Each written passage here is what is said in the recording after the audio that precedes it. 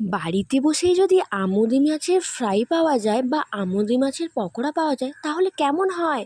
হ্যাঁ হ্যাঁ বন্ধুরা, আমি কিন্তু চলে এসেছি আজকে তোমাদের সাথে শেয়ার করতে আমুদি মাছের পকোড়া, যাকে আমরা কিন্তু রুলি মাছও বলে থাকি। দেখো, প্রথমেই নিয়ে নিয়েছি গোলমরিচের গুঁড়ো।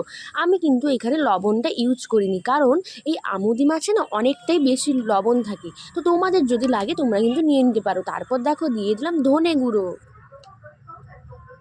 আর তারপরেই দেখো দিয়ে দিলাম লাল লঙ্কার গুঁড়ো, আর সাথে কিন্তু একটু লেবুর রসও দিয়ে দিলাম, যাতে খেতে কিন্তু দুর্দান্ত টেস্টি হয়। সাইডে কিন্তু আমি একটা ব্যাটার বানিয়ে নিয়েছিলাম, যেখানটায় ছিল চালের গুঁড়ো, বেসন, কর্নফ্লাওয়ার, লঙ্কার গুঁড়ো, ধনেপাতা কুচি আর স্বাদ অনুসারে আর অল্প কিন্তু একটু হলুদের গুঁড়ো দিয়েছিলাম, আর একটুখানি খাওয়া সোডা।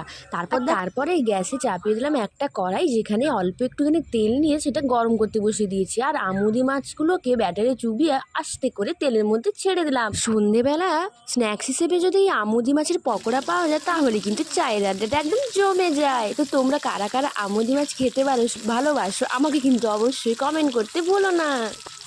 তো চলো, তোমরাও কিন্তু দেরি না করে আমার রেসিপিটা দেখে তাড়াতাড়ি বাড়িতে আমুদি মাছের পকোড়া বানিয়ে ফেলো। আজকে আমরা টাটা।